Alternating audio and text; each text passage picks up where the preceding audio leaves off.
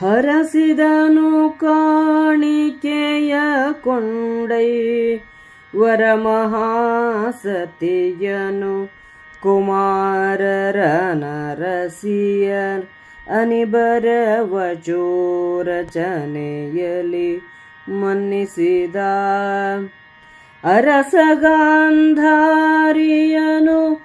ವಂದಿಸಿದರು ಶನವ ಕೊಡು ಹೋಗೆನಲು ಕಡು ಹರುಷ ಮಿಗಲೈ ತಂದರ ಗಾಂಧಾರಿಯರ ಮನೆಗೆ ಬಂದು ಕಾಣಿಕೆಗೊಟ್ಟು ವಂದಿಸಿ ನಿಂದರೈವರು ತನ್ನ ಕೆಳದಿಯರಂದ ತರಿಸಿದಳಾರತಿಯನು ಪಾರತಿಯ ಒಲಿದು ಚಂದಮಿಗೆ ಸಾವಿರದ ಸಂಖ್ಯೆಯಲಿಂದು ಮುಖಿಯರ ತಳಿಗೆಯಾರತಿ ಸಂದಣಿಸಿದವು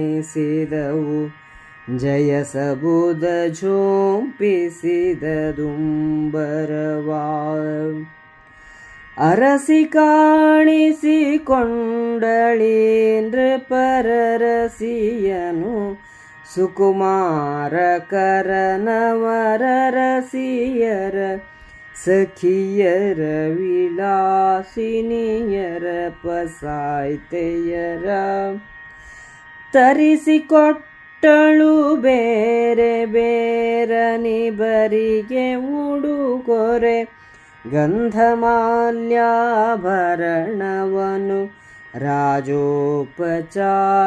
ವಿಳಾಸ ವಿಭವದಲ್ಲಿ ಬೀಳುಕೊಟ್ಟಳು ಬಳಿಕ ಕುರು ನೃಪನಾಲಯಕ್ಕೆ ನಡೆ ತಂದು ಕುಂತಿಯ ಕಾಲಿಗೆರಗಿದ ನಿವರನು ಚಿತೋಕ್ತಿಯಲಿ ಮನ್ನಿಸಿದ ಬಾಲಮೃಗ ಒಳಗಾಯ್ತಲ ತೊಡುಕೋಲನೆಂದರು ನಗೋತ ಮನದಲ್ಲಿ ಕೌಳಕದ ಕುಹಕಿಗಳು ಕೌರವರಾಯ ಶಕುನಿಗಳು. ಪಾಂಡವರ ಮಕ್ಕಳು, ಅವರ ಪತ್ನಿಯರು, ಅಂತಃಪುರದವರು ಮೊದಲಾದವರನ್ನು ಹರಸಿ ಮಧುರ ವಾಕ್ಯಗಳಿಂದ ಉಪಚರಿಸಿದರು. ಗಾಂಧಾರಿಯನ್ನು ಕಾಣಲು ಹೋಗಿರಿ ಎಂದು ಧೃತರಾಷ್ಟ್ರನು ಹೇಳಲು ಅವರು ಗಾಂಧಾರಿಯ ಬಳಿಗೆ ಹೋದರು. ಪಾಂಡವರು ಪರಿವಾರದೊಡನೆ ಗಾಂಧಾರಿಗೆ ವಂದಿಸಿದರು. ತನ್ನ ಸಖಿಯರಿಂದ ಆರತಿಯನ್ನು ತರಿಸಿದಳು. ಅನೇಕ ಸಖಿಯರು ಆರತಿಯ ತಟ್ಟೆಗಳನ್ನು ತಂದರು. ಜಯ ಜಯಕಾರವು ಎಲ್ಲೆಲ್ಲೂ ಕೇಳುತ್ತಿತ್ತು. ಉಪ್ಪಾರತಿ ಅಂದರೆ ಓಕಳಿ ವೀಳೆಯದೆಲೆಗಳಿಂದ ಕದಲಾರತಿ ಮಾಡುತ್ತಾರೆ. ಕದಲಾರತಿಯನ್ನು ಮಾಡಿ ವೀಳೆಯದೆಲೆಗಳಿಂದ ನಿವಾಳಿ ತೆಗೆಯುತ್ತಾರೆ. ಆರತಿ ಮಾಡಿ ಉಪ್ಪಿನಿಂದ ನಿವಾಳಿ ತೆಗೆಯುವುದು ಉಪ್ಪಾರತಿ. ಗಾಂಧಾರಿಯು ದ್ರೌಪದಿ, ಪಾಂಡವರ ಮಕ್ಕಳು, ಸೊಸೆಯರು, ಅವರ ಸಖಿಯರು, ವಿಲಾಸಿನಿಯರು, ಆಪ್ತೆಯರನ್ನು ಕಂಡು ಅವರೆಲ್ಲರಿಗೂ ಉಡುಗೊರೆ, ಗಂಧ, ಪುಷ್ಪ, ಆಭರಣಗಳನ್ನು ನೀಡಿ ರಾಜೋಪಚಾರ ಮಾಡಿದಳು.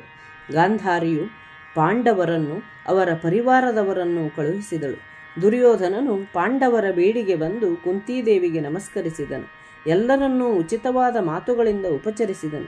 ವಂಚಕರೂ ಕುಹಿಕಗಳೂ ಆದ ದುರ್ಯೋಧನನು ಶಕುನಿಯು ಮನಸ್ಸಿನಲ್ಲಿಯೇ ನಕ್ಕು, ಜಿಂಕೆಯ ಮರಿ ಬಲೆಯಲ್ಲಿ ಬಿದ್ದಿದೆ, ಬಾಣವನ್ನು ಹೂಡು ಎಂದುಕೊಂಡರು.